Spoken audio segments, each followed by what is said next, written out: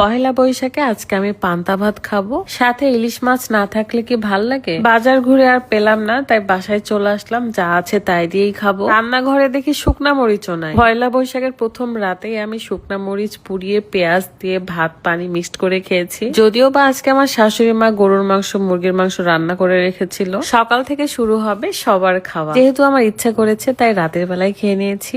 একা একা বের হয়ে গিয়েছি, ভাল লাগছে না, তাই মন ভালো করতে একা একা বের হলাম।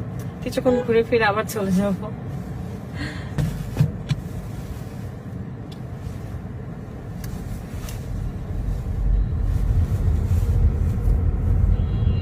আজকে আমি আমার শাশুড়ি মায়ের লাল টুকটুকে একটা শাড়ি পরে বের হয়েছি, আর এটা পরে আমাকে নতুন বউ লাগছিল। প্রথমে গিয়েছিলাম, রাত বার্গার খেতে চেয়েছিল, তাই হিলিয়াম থেকে বার্গার এবং চিকেন অর্ডার করি। যেহেতু কাল পয়লা বৈশাখ অ্যান্ড পান্তা ভাতের সাথে ইলিশ মাছ ভাজা খাওয়ার একটা ক্রেভিং চলে আসে, কিন্তু গোটা বাজার ঘুরে আমি ইলিশ মাছ পাই নাই। অন্যান্য সময় কিন্তু ফ্রিজেই থাকে, বাট এবার ছিল না, তাই রাতের খাবার নিয়ে গাড়ি পার্কিং করে চলে আসলাম বাসায়। কিভাবে পান্তা খাবো কেন জানি এক্ষুনি খেতে ইচ্ছা করছিল, সকাল পর্যন্ত ওয়েট করতে পারছি না। ডাইনিং এ এসে দেখি আমার রুকায়ার প্রোগ্রামে যে খাবারগুলো মানে পোলাও মাংস ভাত এগুলো ছিল, বাট ওইগুলো তো খেতে ইচ্ছা করছে না আমার। আমি গ্রামে বড় হয়েছি, তাই পান্তা ভাতের উপর একটা অন্যরকম আকর্ষণ কাজ করে। শুধু পানি ভাত এবং পেঁয়াজ শুকনা মরিচ ভাজা এটা দিয়ে চলবে।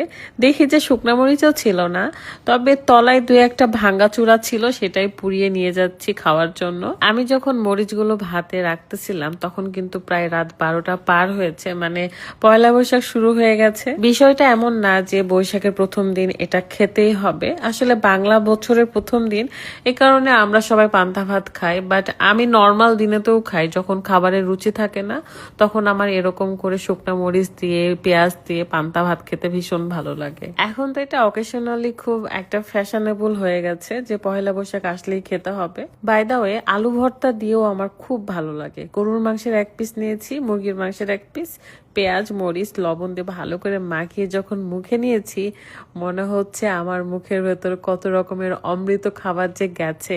আলহামদুলিল্লাহ। আমার মেয়েকে বলছিলাম যে আম্মু তুমি কি খাবা, ও তো মরিচ দেখে দূরে সরে গেছে।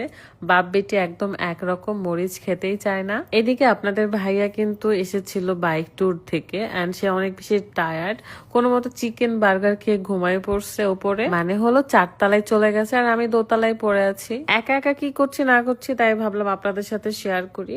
আচ্ছা, আপনারা কে কিভাবে পয়লা বৈশাখের দিনটা কাটাবেন ভাবছেন? আমার তো মনে হচ্ছে শাড়ি পরে একদম গালে আলপনা আঁকাবো আর ঘুরে বেড়াবো, আর বাহিরে পান্তা ভাত ইলিশ ভাজা যদি পাই সেগুলো খাবো। বাই দা ওয়ে, এই যে পান্তা